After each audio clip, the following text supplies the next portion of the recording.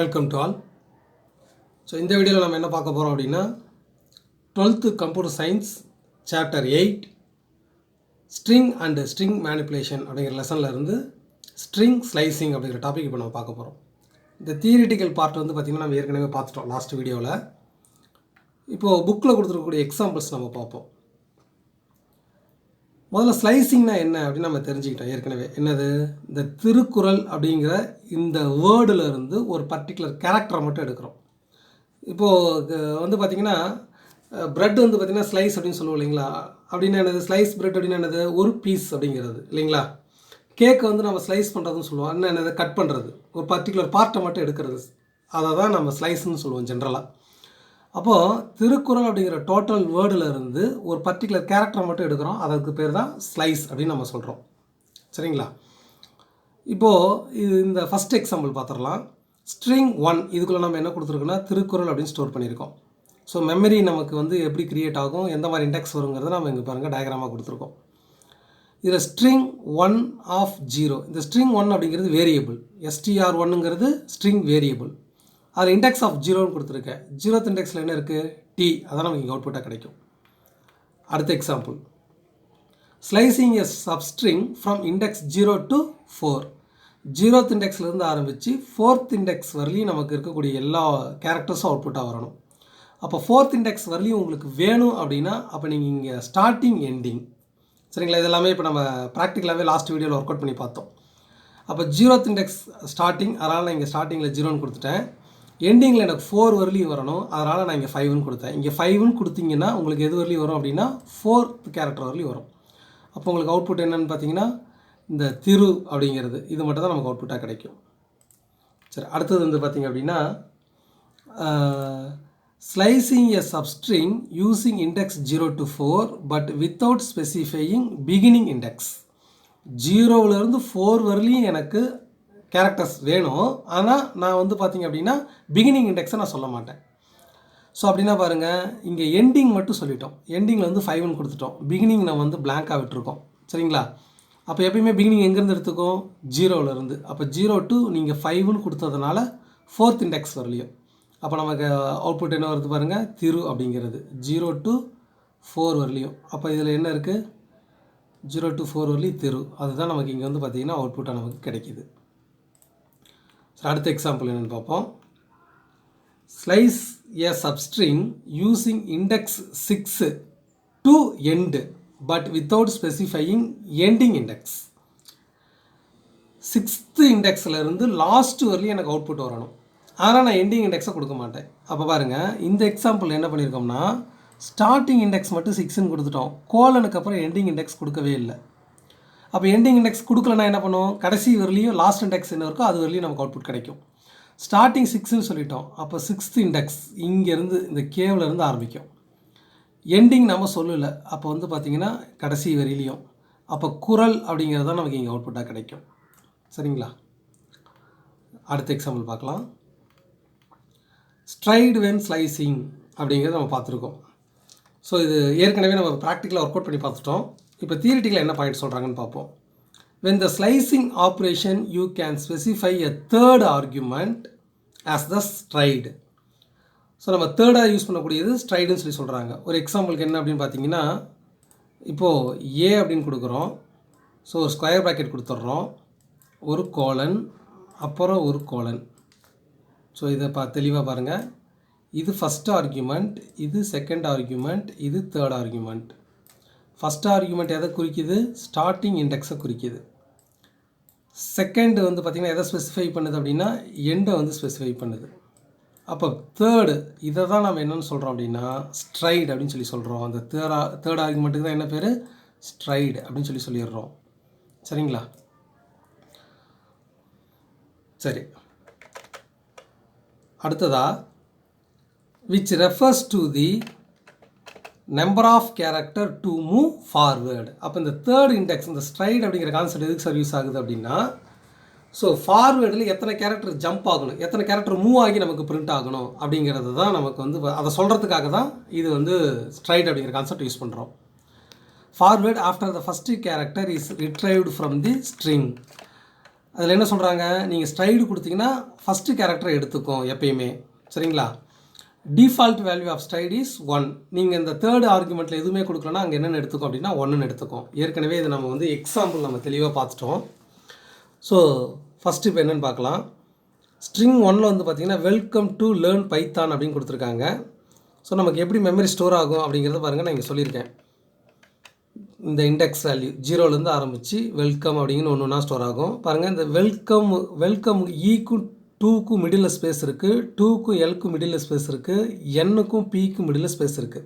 அந்த ஸ்பேஸெல்லாம் பாருங்கள் இங்கே கொடுத்துருக்கோம் கரெக்டாக. அப்போ இந்த வேர்டை நம்ம ஸ்டோர் பண்ணோம் அப்படின்னா மெமரி வந்து பார்த்திங்கன்னா 0th இண்டெக்ஸ்லேருந்து ஆரம்பித்து எங்கே போய் முடியுதுன்னா 22ங்கிற இண்டெக்ஸ் வரலையும் முடியுது. இப்போ நம்ம பிரிண்ட்டில் ஸ்ட்ரிங் 1 பிரிண்ட் பண்ணுறோம். எந்த இண்டெக்ஸ்லேருந்து 10:16. அப்போ 10ங்கிறது ஸ்டார்டிங் இண்டெக்ஸ், 16 அப்படிங்கிறது எண்டிங் இண்டெக்ஸ். அப்போ ஸ்டார்டிங் என்ன பண்ணும், 10th இண்டெக்ஸ் இங்கேருந்து எடுக்கும். 16 அப்படின்னா எதோட முடிக்கும், 15ஓட முடிச்சிடும். அப்போ நமக்கு என்ன பண்ணும் அப்படின்னு பார்த்தீங்கன்னா ஒரு ஸ்பேஸு, அதுக்கப்புறம் லேர்ன், இதுதான் நமக்கு அவுட்புட்டாக கிடைக்கும். சரிங்களா? ஸோ பாருங்கள், ஒரு ஸ்பேஸ், அதுக்கப்புறம் வந்து ஸ்பேஸ், அதுக்கப்புறம் லேர்னுங்கிறது நமக்கு அவுட்புட்டாக கிடைக்கும். சரி, இப்போ நம்ம என்ன பண்ணுறோம் அப்படின்னு பார்த்தீங்க அப்படின்னா இங்கே பாருங்கள் 10, 16, 4 அப்படின்னு நம்ம கொடுக்குறோம். சரிங்களா?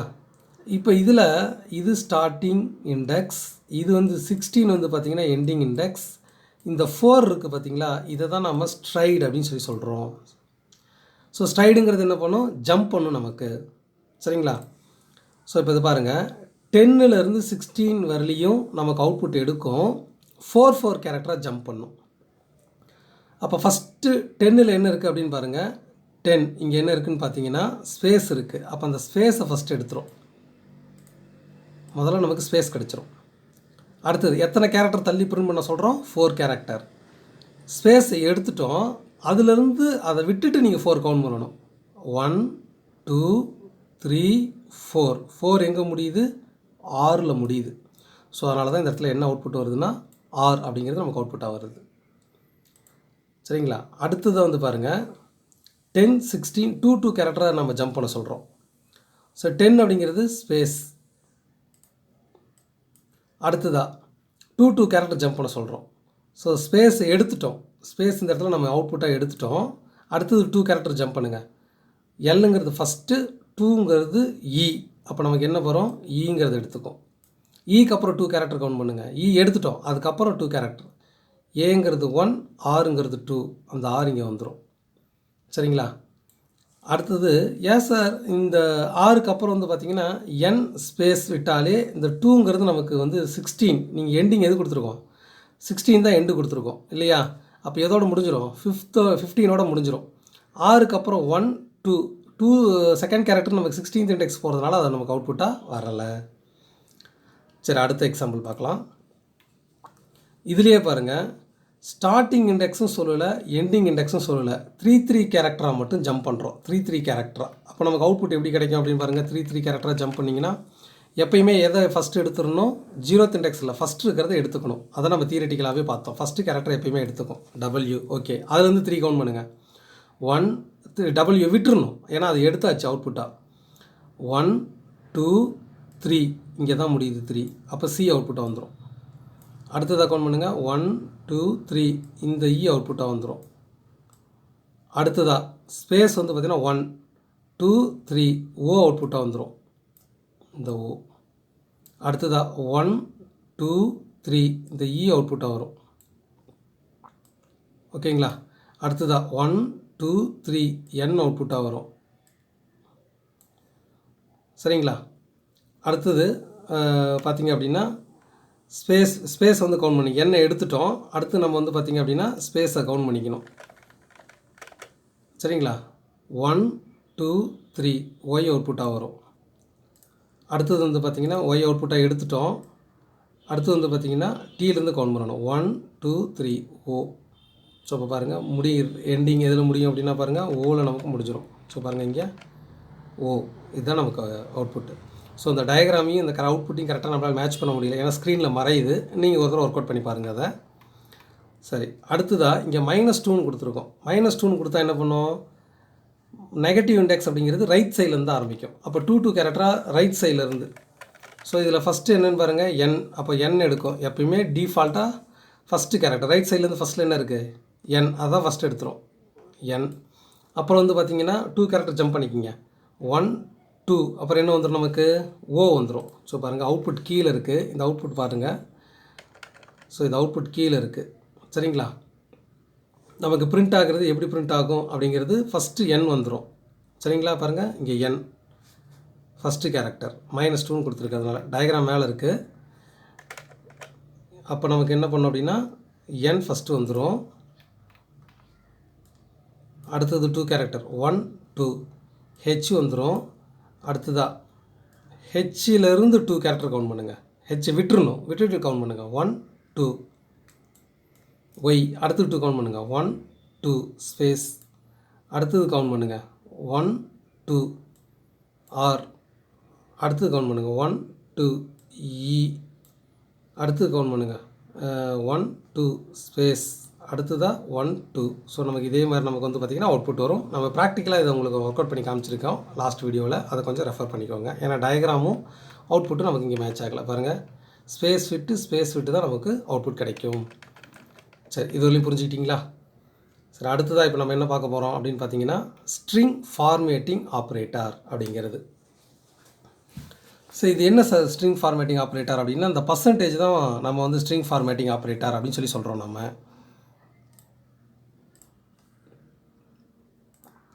சரி, இப்போது இந்த பர்சன்டேஜுங்கிறது ஸ்ட்ரிங் ஃபார்மேட்டிங் ஆப்ரேட்டர். இதை எப்படி யூஸ் பண்ணுறது அப்படிங்கிற இந்த சின்டாக்ஸ் நம்ம வந்து பார்த்திங்கன்னா கொடுத்துருக்காங்க பாருங்கள். முதல்ல நீங்கள் ஸ்ட்ரிங்கு கொடுத்துக்கலாம் percentage value 1 and percentage value 2. அதுக்கப்புறம் வந்து ஆக்சுவலாக இது வந்து பார்த்திங்கன்னா வேரியபிள் பர்சன்டேஜ். இந்த இடத்துல வந்து பார்த்திங்கன்னா என்ன இந்த வேல்யூ உங்களுக்கு ரீப்ளேஸ் ஆகும். சரிங்களா? வேல்யூ 1 வேல்யூ 2, இங்கேயும் வேல்யூ 1 வேல்யூ 2ன்னு கொடுத்துருக்காங்க. இந்த சின்டாக்ஸை வச்சு நம்ம புரிஞ்சிக்கிறத விட எக்ஸாம்பிள் பாருங்கள், கொஞ்சம் ஈஸியாக உங்களுக்கு புரியும். இப்போ நேம் அப்படிங்கிற இந்த வேரியபிளில் நான் என்ன ஸ்டோர் பண்ணியிருக்கேன் ராஜராஜன் அப்படின்னு ஸ்டோர் பண்ணியிருக்கேன். மார்க்கில் என்ன ஸ்டோர் பண்ணியிருக்கேன் 98. இப்போது நேமில் என்ன இருக்குன்னா ஸ்ட்ரிங் இருக்குது, மார்க்கில் என்ன இருக்குன்னா இன்டீஜர் நம்பர் இருக்குது. அப்போ நான் இங்கே என்ன கொடுக்குறேன் அப்படின்னு பாருங்கள். அவுட்புட்டில் நேம் கோலன் அப்படின்னு டபுள் கோட்ஸில் கொடுத்துருக்கேன். எனக்கு அப்படியே நேம் கோலன் எனக்கு அவுட்புட்டாக வந்துருச்சு. இந்த எஸ்ன்னு கொடுத்துருக்கேன். இந்த எஸ் இந்த அதாவது இந்த பர்சன்டேஜ் எஸ் இருக்குது இல்லைங்களா, இந்த பர்சன்டேஜ் எஸ் இதுக்கு பதிலாக எனக்கு அவுட்புட்டில் என்ன கிடைக்குன்னா பாருங்கள் நமக்கு லெஃப்ட் சைட்லேருந்து வரும்போது ஃபஸ்ட்டு பர்சன்டேஜ் எஸ் இருக்குது. இங்கே ஃபஸ்ட்டு வேரியபிள் என்ன நேம். இந்த நேம்குள்ளே என்ன ஸ்டோர் ஆகிருக்கோ அது இந்த எஸ்ஸுக்கு பதிலாக ரீப்ளேஸ் ஆகும் அவுட்புட்டில். அப்போ இந்த டபுள் கோட்ஸில் இங்கே NAME கோலன் கொடுத்துருக்கீங்க. நேம் NAME கோலன் வந்துருச்சு. இந்த பர்சன்டேஜ் எஸ்ஸுக்கு பதிலாக நமக்கு என்ன கிடைக்கும், இந்த நேமுங்கிற வேரியபிளில் என்ன ஸ்டோர் ஆகிருக்கோ அது இந்த பர்சன்டேஜ் எஸ்ஸுக்கு பதிலாக ரீப்ளேஸ் ஆகும். நேமுக்கு நம்ம என்ன இன்புட் கொடுத்துருக்கோம் ராஜராஜன். அப்போ நமக்கு இங்கே ராஜராஜன் அப்படின்னு கிடைக்கிது. அடுத்ததாக அண்டு, இங்கே நமக்கு அண்டுன்னு கிடச்சிருச்சு. அடுத்ததாக மார்க்ஸ், அடுத்ததாக இங்கே மார்க்ஸ் கோலன் அப்படின்னு கிடச்சிருச்சு. இங்கே என்ன கொடுத்துருக்கோம் பர்சன்டேஜ் டி கொடுத்துருக்கோம். இங்கே செகண்ட் வேரியபிள் என்ன மார்க். அப்போ இந்த மார்க்கில் என்ன ஸ்டோர் ஆகிருக்கோ அது பர்சன்டேஜ் டிக்கு பதிலாக ரீப்ளேஸ் ஆகும். ஸோ மார்க்கில் என்ன இன்புட் கொடுத்துருக்கோம் 98. அப்போ நமக்கு இந்த 98 அப்படிங்கிறது நமக்கு அவுட்புட்டாக கிடைக்கும். இது எக்ஸாம்பிள் புரியுதுங்களா? ஒரு டைம் நம்ம ஒர்க் அவுட் பண்ணி பார்க்கலாம். ஸோ பாருங்கள், இப்போது A is equal to நான் 10ன்னு கொடுத்துட்றேன். கொடுத்துட்டு பிரிண்ட்டில் A value equal to percentage டின்னு கொடுத்துட்றேன். கொடுத்துட்டு திரும்ப பர்சன்டேஜ் ஒரு ப்ராக்கெட், உங்களுக்கு புரியணுங்கிறதுக்காக ஸ்பேஸ் விட்டுக்கிறேன், ப்ராக்கெட் இங்கே ஏன்னு கொடுத்துட்றோம். இப்போ ரன் பண்ணுங்கள். இப்போ ரன் பண்ணிங்கன்னா உங்களுக்கு அவுட்புட் என்ன வருது பாருங்கள். A value equal to 10. என்ன நடந்திருக்குன்னு பாருங்கள். A வேல்யூ ஈக்குவல் டு அப்படின்னு நம்ம இங்கே டபுள் கோட்ஸில் கொடுத்தோம், அப்படியே நமக்கு வந்துருச்சு A வேல்யூ ஈக்குவல் டு வரலையும் வந்துருச்சு. இந்த பர்சன்டேஜ் டி இருக்கிற இடத்துல என்ன நடந்திருக்கு, ஏவனுடைய வேல்யூ இந்த பர்சன்டேஜ் டிக்கு பதிலாக ரீப்ளேஸ் ஆகிருக்கு. ஏவில் என்ன இருக்குது 10. அப்போ இந்த இடத்துல பாருங்கள் டிக்கு பதிலாக அங்கே என்ன ஆகுது 10. அதாவது A வேல்யூ ஈக்குவல் டு இந்த இடத்துல பர்சன்டேஜ் டி இருக்குது, ஏவனுடைய வேல்யூ டிக்கு பதிலாக ரீப்ளேஸ் ஆகும். ஏவனுடைய வேல்யூ என்னென்னா 10. அப்போ ஒரு வேரியபிளினுடைய வேல்யூவை இந்த ஃபார்மேட்டிங் ஆப்ரேட்டருக்கு பதிலாக நம்ம என்ன பண்ணிக்கலாம்னா ரீப்ளேஸ் பண்ணிக்கலாம். சரிங்களா? அவுட்புட்டில் இது புரிஞ்சுக்கிட்டிங்களா? இது பேசிக்காக அண்டர்ஸ்டாண்ட் பண்ணிக்கோங்க. சரி, இந்த பர்சன்டேஜ் டிக்கு பதிலாக வேறு என்ன நம்ம கொடுக்கலாம் அப்படின்னு பார்த்தீங்கன்னா, இப்போ சப்போஸ் டிக்கு பதிலாக நான் எஸ்ன்னு கொடுக்குறேன்னு வச்சுக்கோங்களேன். இப்போ நமக்கு எரர் காட்டும். என்ன ரீசன் அப்படின்னு முதல்ல பார்த்துருவோம். ஸோ ஏ வேல்யூ இப்போ ஸ்ட்ரிங்காக நமக்கு கன்சிடர் பண்ணிக்குது. ஓகே, ஒன்றும் பிரச்சனை இல்லை. பர்சன்டேஜ் எஸ்ன்னு கொடுத்துருக்கிறதுனால நமக்கு என்ன பண்ணுது அப்படின்னா, ஸ்ட்ரிங்காக கன்சிடர் பண்ணி நமக்கு வந்து அவுட்புட் நமக்கு வந்து பிரிண்ட் பண்ணிவிடுது. சரி, இப்போ நம்ம இன்னும் ரிமைனிங் கேரக்டர்லாம் என்னென்ன இருக்குது அப்படின்னு சொல்லி பார்க்கலாம். இங்கே பாருங்கள், ஃபார்மேட்டிங் கேரக்டர். இங்கே சீன் இருக்குங்களா? நான் உங்களுக்கு ஒர்க் அவுட் பண்ணி காமிக்கிறேன். இது எல்லாமே ஒர்க் அவுட் பண்ணி காமிக்கிறேன். பாருங்கள், அது புரியும். சி அப்படின்னு இருக்குது. அப்படின்னா என்ன அர்த்தம்னா கேரக்டர். ஸோ பாருங்கள், நான் இந்த இடத்துல சிங்கிள் கோட்ஸ்குள்ளே நான் என்ன பண்ணுறேன் அப்படின்னா கே அப்படின்னு கொடுத்துட்றேன். இப்போ இந்த இடத்துல என்ன கொடுக்கணும்? பர்சன்டேஜ் எஸ்ஸுக்கு பதிலாக சீன்னு கொடுக்கணும். ஸோ தியரிட்டிக்கலாக நமக்கு என்ன சொல்கிறாங்க? பர்சன்டேஜ் சீனா அது எதை ரெப்ரசன்ட் பண்ணும்? கேரக்டர். அப்போது ஏக்குள்ளே என்ன ஸ்டோர் பண்ணியிருக்கேன்? சிங்கிள் கோட்ஸ்குள்ளே சிங்கிள் கேரக்டர் கேன்னு மட்டும் ஸ்டோர் பண்ணியிருக்கேன். அப்போது இந்த ஏவில் இருக்கிற கே வந்து எங்கே ரீப்ளேஸ் ஆகும்? பர்சன்டேஜ் சிக்கு பதிலாக ரீப்ளேஸ் ஆகும். அப்போ அவுட்புட்டில் என்ன கிடைக்கும்? ஏ வேல்யூ ஈக்குவல் டு பர்சன்டேஜ் சிக்கு பதிலாக தான் ஏனுடைய வேல்யூ. ஏவில் இருக்கிறது கே. அப்போ நமக்கு இந்த இடத்துல என்ன வரும்? ஏ வேல்யூ ஈக்குவல் டு கேன்னு கிடைக்கும். ஸோ பாருங்கள், A value equal to K. நான் முன்ன சொன்ன மாதிரி உங்களுக்கு ஒரு எரர் கொண்டு வரேன்னு சொல்லியிருந்தேன் இல்லைங்களா? இப்போ இந்த இடத்துல சிக்கு பதிலாக நீங்கள் டின்னு கொடுங்களேன். இப்போ நமக்கு பாருங்கள் என்ன வருதுன்னு எரர் வந்துடும்.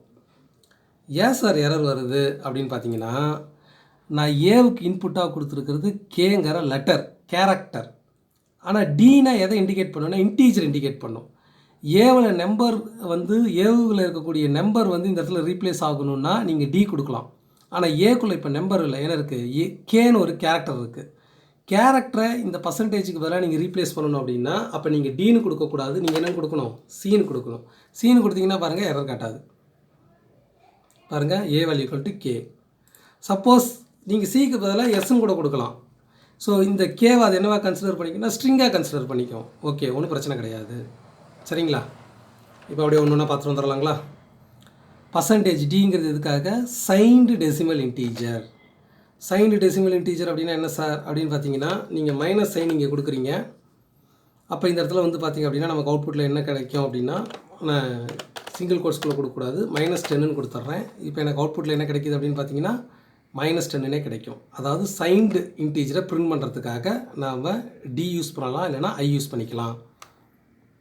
சரி, அடுத்ததா எஸ் எதுக்காக? ஸ்ட்ரிங்கு. அப்போது நான் இந்த இடத்துல ப்ரோக்ராமில் வந்து பார்த்திங்க அப்படின்னா, ஸோ ஸ்ட்ரிங்குன்னா நீங்கள் எதில் கொடுக்கலாம்? சிங்கிள் கோட்ஸ்குள்ளே. இப்போ நான் கம்ப்யூட்டர் அப்படின்னு கொடுத்துட்டு எஸ் கொடுத்துட்டு நீங்கள் ரன் பண்ணிங்க அப்படின்னா பாருங்கள் உங்களுக்கு வந்து கம்ப்யூட்டர்னு கிடைக்கும். சரி, முன்னே நான் சொல்லியிருந்த மாதிரி -10 அப்படின்னு கொடுக்குறீங்க. -10னா நமக்கு ஸ்ட்ரிங்காக கன்சிடர் பண்ணி பிரிண்ட் பண்ணுது. இப்போ நீங்கள் டி யூஸ் பண்ணி -10 பிரிண்ட் பண்ணலாம். ஸோ பாருங்கள், -10 நீங்கள் பிரிண்ட் பண்ணிக்கலாம். அப்போ எஸ்ன்னு போட்டாலும் பிரிண்ட் பண்ணுதே சார் அப்படின்னா ஸ்ட்ரிங்காக கன்சிடர் பண்ணிக்குது. அவ்வளோதான், வேறு ஒன்றும் இல்லை. சரி, அடுத்தது யூ அப்படின்னா என்னது? Unsigned decimal integer. Unsigned decimal இன்டீஜர்னால் என்ன? மைனஸ்ன்னு போட்டிங்கன்னா சைன்டு, மைனஸ் இல்லை அப்படின்னா அது அன்சைன்டு. அப்போ அன்சைன்டு நம்பரை இங்கே பிரிண்ட் பண்ணணும் அப்படின்னா நீங்கள் என்னென்னு கொடுக்கணும்? யூ. இப்போ இந்த 10னுடைய வேல்யூ எங்கே ரீப்ளேஸ் ஆகும்? இந்த பர்சன்டேஜ் சிம்பிளுக்கு பதிலாக ரீப்ளேஸ் ஆகும். ஸோ பார்த்திங்கன்னா இப்போ 10 நமக்கு அவுட்புட்டாக கிடைக்கும். அடுத்ததாக ஓ அப்படின்னு கொடுத்தா என்ன பண்ணும்? ஸோ இதுக்கு மேலே நீங்கள் நல்லா கவனிக்கணும். சரிங்களா? இந்த இடத்துல ஓன்னு கொடுத்தா என்ன பண்ணும் அப்படின்னா, ஏவுனுடைய வேல்யூ வந்து பார்த்திங்கன்னா 10. ஆனால் நான் இங்கே கொடுத்துருக்கிறது ஓ. அப்போ இந்த 10 எனக்கு ஆக்டலாக கன்வெர்ட் பண்ணி பிரிண்ட் பண்ணும். இப்போ 10 அப்படிங்கிறது டெசிமல் வேல்யூ. 10ங்கிறது என்னென்னா டெசிமல் வேல்யூ. ஆனால் நம்ம ரெகுலராக யூஸ் பண்ணுறது எல்லாமே டெசிமல் வேல்யூ. இந்த நம்பர் கன்வர்ஷன் வரும் இல்லையா, இது டெசிமல். அப்போ அந்த 10 டெசிமல் வேல்யூ நம்ம என்னவா கன்வெர்ட் பண்ண போகிறோம்? ஆக்டலாக கன்வெர்ட் பண்ண போகிறோம். ஸோ பாருங்கள், 10னுடைய ஆக்டல் வேல்யூ உங்களுக்கு வந்து பார்த்திங்கன்னா 12. சரி, அடுத்ததாக எக்ஸ்ன்னு கொடுத்தோம்னா எக்ஸா டெசிமல். ஸ்மால் எக்ஸும் கொடுக்கலாம், கேபிட்டல் எக்ஸும் கொடுக்கலாம். ஸோ இப்போ இந்த இடத்துல நான் என்ன பண்ணுறேன் அப்படின்னா எக்ஸ்ன்னு கொடுக்குறேன். ஸோ எக்ஸ் அப்படின்னா என்ன பண்ணும்? ஏவில் இருக்கக்கூடிய 10 உங்களுக்கு என்ன பண்ணும் அப்படின்னா எக்ஸா டெசிமலாக கன்வெர்ட் பண்ணும். 10க்கு ஈக்குவலாக எக்ஸா டெசிமல் என்னது? Small A. ஸ்மால் ஏன்னு சொல்லலாம், கேபிட்டல் ஏன்னு சொல்லலாம். ஆக மொத்தத்தில் வந்து பார்த்திங்கன்னா ஏ. ஸோ இப்போ ரன் பண்ணி பாருங்கள், நமக்கு என்ன கிடைக்குதோ ஏ. அப்போ 10ங்கிறது டெசிமல் வேல்யூ இல்லைங்களா? ஸோ 10ங்கிறது டெசிமல் வேல்யூ, அதை நம்ம எக்ஸா டெசிமலாக கன்வெர்ட் பண்ணும்போது ஏன்னு கிடைக்கிது நமக்கு அவுட்புட். ஸோ அடுத்து வந்து பார்த்திங்கன்னா ஈன்னு கொடுக்குறோம், small e or capital e, exponential notation. So மேத்தமெட்டிக்கலில் வர மாதிரி நமக்கு என்ன பண்ணோம் அப்படின்னா எக்ஸ்போனென்ஷியல் இருக்கு இல்லைங்களா, அந்த ஃபார்மில் மாற்றிடும், மேத்தமெட்டிக்கல் ஃபார்மில். ஸோ பாருங்கள் 1.00 சரிங்களா? சரி, அடுத்த டாபிக் வந்து பார்த்திங்க அப்படின்னா ஃப்ளோட்டிங் பாயிண்ட் நம்பர். ஸோ இப்போ வந்து நான் 10 நான் என்ன பண்ணுறேன் அப்படின்னு பார்த்தீங்கன்னா 2ன்னு கொடுக்குறேன். ஸோ இப்போ நான் இங்கே பிரிண்ட் பண்ணும்போது ஃப்ளோட்டாக பிரிண்ட் பண்ணுறேன். இப்போ என்ன பண்ணோம் அப்படின்னு பார்த்தீங்கன்னா 10.2 அதுக்கப்புறம் 000 நமக்கு வந்து ஆட் ஆகும். ஸோ எஃப்னு கொடுத்தீங்கன்னா, சப்போஸ் இந்த இடத்துல டீன்னு கொடுக்குறீங்க. இப்போ டீன்னு கொடுத்தா என்ன பண்ண பாருங்கள், டீனா என்னது இன்டீஜர். இங்கே பாருங்கள், டீனா என்னது இன்டீஜர். ஆனால் நான் இங்கே என்ன கொடுத்துருக்கேன், 10.2ன்னு ஃப்ளோட் வேல்யூ கொடுத்துருக்கேன். நீங்கள் டி கொடுத்துட்டீங்க. இப்போ என்ன பண்ண பாருங்கள், இன்டீஜர் வேல்யூ தான் காமிக்கும், 10ன்னு தான் காமிக்கும். ஓகேங்களா? சரி, அடுத்தது பாருங்கள், ஜி அப்படின்னா என்னென்னா ஷார்ட் ஃப்ளோட்டிங் நம்பர். அதுன்னு சார் ஷார்ட் ஃப்ளோட்டிங் நம்பர் அப்படின்னு பார்த்தீங்கன்னா, இப்போ இந்த இடத்துல நான் எஃப்னு போட்டேன்னா என்ன பண்ணுதுன்னு பாருங்கள், எஃப் அப்படின்னு கொடுத்தேன்னா நான் கொடுத்துருக்கிறது 10.2 மட்டும்தான். ஆனால் கம்ப்யூட்டர் என்ன பண்ணுது பாருங்கள், 00 கூட ஆட் ஆகுது இல்லையா? இப்படிலாம் எனக்கு ஆட் ஆகக்கூடாது அப்படின்னா ஜி நீங்கள் என்ன கொடுக்குறீங்களோ அது அப்படியே வந்துடும். 10.2 அப்படின்னா அவுட்புட்லேயே உங்களுக்கு என்ன வந்துடும், ஷார்ட் 10.2னே வந்துடும். ஓகேங்களா? சரி, இதுவரையும் நம்ம வந்து என்ன பார்த்துருக்கோம் அப்படின்னா இந்த ஃபார்மேட்டிங் கேரக்டர் பார்த்துருக்கோம். சரி, இது உங்களுக்கு புரிஞ்சிருக்குன்னு நினைக்கிறேன். ஸோ எக்ஸாம்பிள் ஆஃப் ஃபார்மேட்டிங் கேரக்டருக்கு நான் ப்ரோக்ராம் போட்டிருக்கேன் சரிங்களா? இந்த ப்ரோக்ராமை நான் பிடிஎஃபாக சென்ட் பண்ணுவோம் இல்லைங்களா, நீங்கள் அப்போ பார்த்துக்கோங்க. இப்போ ஓவராலாக என்ன கிடைக்குதுன்னு பாருங்கள், இங்கே ஏன்னு கொடுத்துருக்கோம், ஏவில் என்ன இருக்குது, கேபிட்டல் ஏன்னு கொடுத்துருக்கேன். இது சிங்கிள் கேரக்டர், அதனால தான் சி கொடுத்துருக்கேன். பியில் என்ன இருக்குது, -10 சரிங்களா? அப்போ பியில் இருக்கிறது -10, அதனால் %d சரிங்களா, சைன்டு இன்டீஜர். சியில் பைத்தான் அப்படின்னு கொடுத்துருக்கோம். அப்போ சிக்குள்ளே இருக்கிறது ஸ்ட்ரிங்கு, அதனால் இங்கே எஸ்ன்னு கொடுத்துருக்கேன். இங்கே வந்து பார்த்திங்க அப்படின்னா 10 அப்படிங்கிறது அன்சைன்டு டெசிமல். அன்சைன்டுனா பாசிட்டிவ் வேல்யூ, அதனால் நான் இங்கே வந்து பார்த்திங்க அப்படின்னா யூ கொடுத்துருக்கேன். அடுத்து ஈயில் வந்து பார்த்திங்கன்னா 10, அது உங்களுக்கு ஈயில் இருக்கக்கூடியதை ஓன்னு கொடுத்திங்கன்னா என்ன பண்ணும், ஆக்டலாக கன்வெர்ட் பண்ணிவிடும். அடுத்தது இங்கே எக்ஸ்ன்னு கொடுத்திங்கன்னா எஃப்பில் இருக்க வேல்யூ எக்ஸாடெசிமலாக கன்வெர்ட் பண்ணும். அடுத்தது இங்கே ஈன்னு கொடுத்திங்கன்னா ஜியில் இருக்கக்கூடியதை எக்ஸ்போனென்ஷியலாக கன்வெர்ட் பண்ணிவிடும். அடுத்தது இங்கே எஃப்னு கொடுத்திங்கன்னா ஹெச்ங்கிற வேரியபிளுக்குள்ளே என்ன இருக்குதோ அதை வந்து ஃப்ளோட்டிங் பாயிண்ட் வச்சு 0வை ஆட் பண்ணிக்கும். ஜின்னு கொடுத்திங்கன்னா ஷார்ட் ஃபார்மில் உங்களுக்கு பிரிண்ட் பண்ணும். நீங்கள் என்ன கொடுத்தீங்களோ அதை மட்டும் உங்களுக்கு பிரிண்ட் பண்ணும். அப்படியும் சொல்லலாம், நம்பர் ஆஃப் டிஜிட்ஸ் வந்து அதிகமாக எடுத்துக்காது அப்படின்னு சொல்லலாம். இந்த ஜிங்கிறது வேரியபிள் நேம், இந்த ஜிங்கிறது ஃபார்மேட்டிங் கேரக்டர், இந்த எஃப்ங்கிறது வேரியபிள் நேம், இந்த எஃப் அப்படிங்கிறது ஃபார்மேட்டிங் கேரக்டர். இதை நீங்கள் கொஞ்சம் தெளிவுபடுத்தி புரிஞ்சிக்கணும் சரிங்களா? இதுதான் அதனுடைய அவுட்புட், நீங்கள் பிடிஎஃப்பில் பாருங்கள். அடுத்தது வந்து பார்த்திங்க அப்படின்னா escape sequence. So escape sequence அப்படின்னா என்ன சார் அப்படின்னு பார்த்தீங்கன்னா, இதை கொஞ்சம் நல்லா கவனிக்கணும். எஸ்கேப் சீக்வன்ஸ் நம்ம ஏற்கனவே படிச்சிருக்கோம். இந்த /n /t /o இந்த மாதிரிலாம் நிறைய எஸ்கேப் சீக்வன்ஸ் படிச்சிருக்கோம் நம்ம 11th. இப்போ அதையும் நம்ம பார்ப்போம். இப்போ பிரிண்ட்டில் நான் சிங்கிள் கோட்ஸ்குள்ளே என்ன கொடுக்குறேன் அப்படின்னு பார்த்தீங்கன்னா புக் அப்படின்னு கொடுத்துட்றேன். இப்போ சிங்கிள் கோட்ஸ்குள்ளே புக்குன்னு கொடுத்துட்றோம். ஸோ ரன் பண்ணிங்கன்னா புக்குன்னு நமக்கு அவுட்புட் கிடச்சிரும், புக். இப்போ எனக்கு என்ன பண்ணணும்னு நான் நினைக்கிறேன் அப்படின்னு பார்த்தீங்கன்னா அப்பாஸ்ட்ரபிள் எஸ்ஸோடு எனக்கு அவுட்புட் வரணும் சரிங்களா? இதுதான் என்னுடைய எய்ம். ஸோ பாருங்கள், புக் அப்படிங்கிறது அப்பாஸ்ட்ரபிள் எஸ்ஸோடு எனக்கு அவுட்புட்டில் வரணும். அப்போ இந்த இடம் எரர் காமிக்கும். ஸோ பாருங்கள், சின்டாக்ஸ் இன்வேலிட் சின்டாக்ஸ் எங்கே எரர் காட்டுது, அந்த அப்பாஸ்ட்ரபிள் எஸ் கிட்ட எரர் காட்டுது.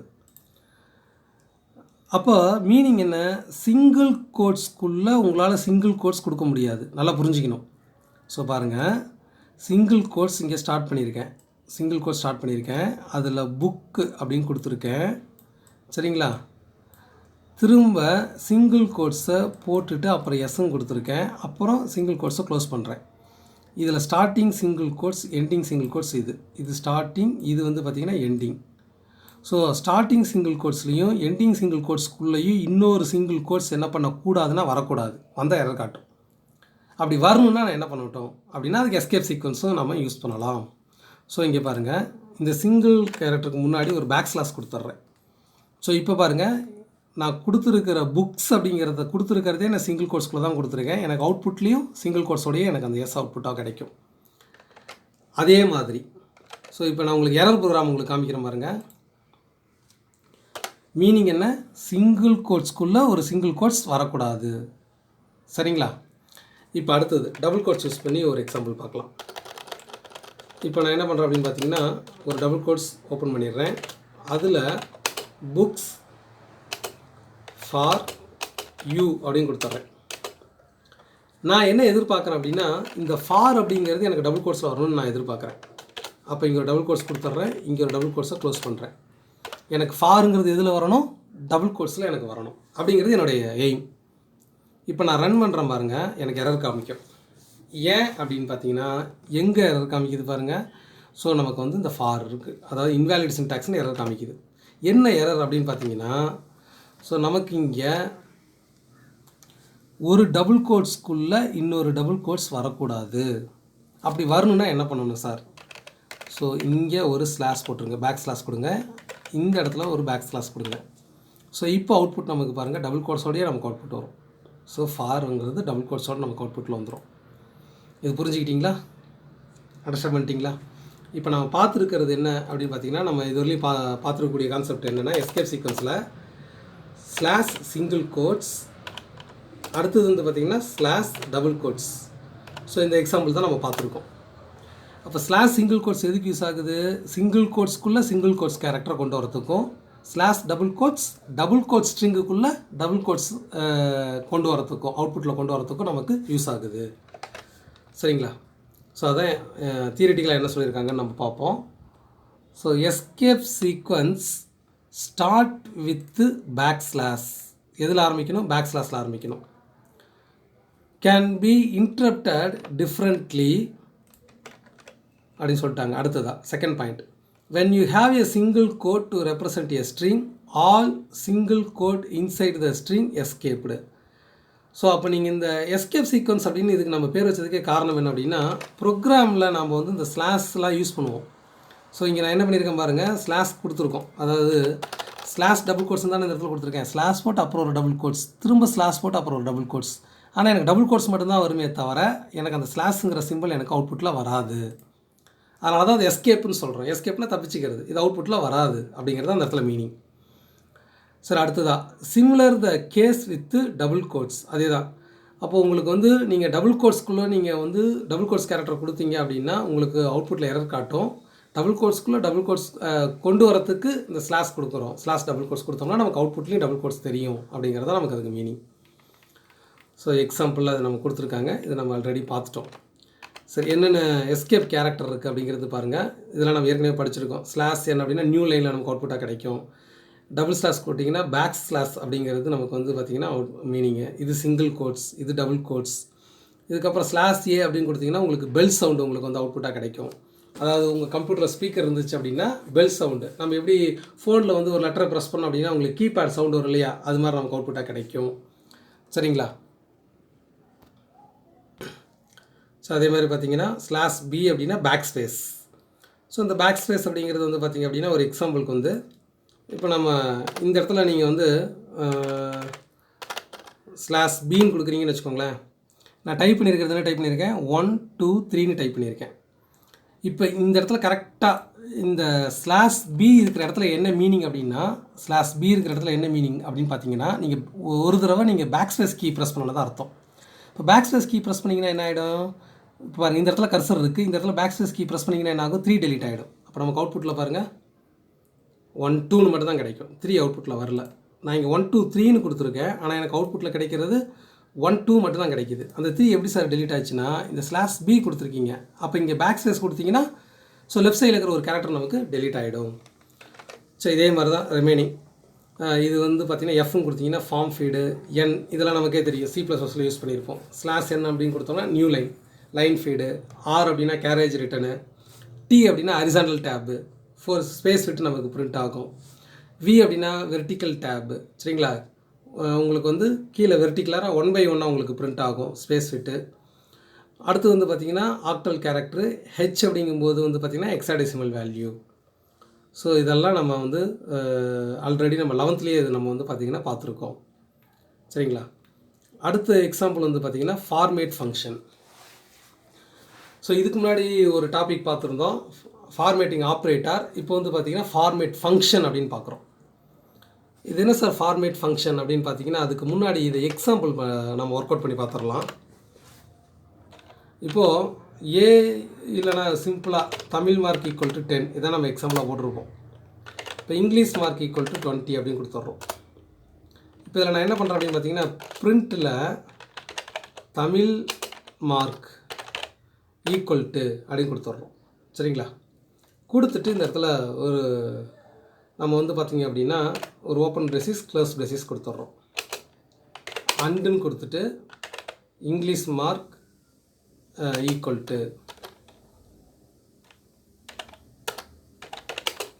இங்கிலீஷ் மார்க் ஈக்குவல் டு அப்படின்னு கொடுத்துட்டு இங்கே ஒரு ஓப்பன் பிரேசிஸ் க்ளோஸ் பிரேசிஸ் கொடுத்துட்றோம். ஸோ இது எல்லாமே ஸ்ட்ரிங் அப்படிங்கிறதுனால டபுள் கோட்ஸ்குள்ளேயோ இல்லை சிங்கிள் கோட்ஸ்குள்ளேயோ கொடுக்கணும். ஸோ நம்ம எல்லாமே ஸ்ட்ரிங்கு, அப்போ நம்ம டபுள் கோட்ஸ்குள்ளே போட்டுக்கலாம். ஸோ பாருங்கள், அடுத்தது இந்த இடத்துல தான் நமக்கு பிளேஸ் ஹோல்டர் அப்படின்னு சொல்லியிருக்காங்க இந்த பிரேசிஸ். சரிங்களா? ஸோ இப்போ அடுத்ததான் நம்ம என்ன பண்ணணும் அப்படின்னு பார்த்தீங்கன்னா, இந்த டபுள் கோட்ஸ்க்கு அப்புறம் டாட். ஸோ ஃபார்மேட் அப்படிங்கிறது ஃபங்க்ஷன். இதில் என்ன பண்ணுறேன் அப்படின்னா, உங்களுக்கு தமிழ் கமா இங்கிலீஷ் அப்படின்னு கொடுத்துட்றேன். ஸோ இது எப்படி ஒர்க் ஆகுது அப்படிங்கிறத பாருங்கள். Tamil mark equal to 10 and English mark equal to 20 அவுட்புட்டில் கிடைக்கிது. இது எப்படி சார் கிடைச்சிது அப்படின்னு பார்த்தீங்கன்னா, ஸோ ஒர்க் அவுட் பண்ணி பார்க்கலாம்.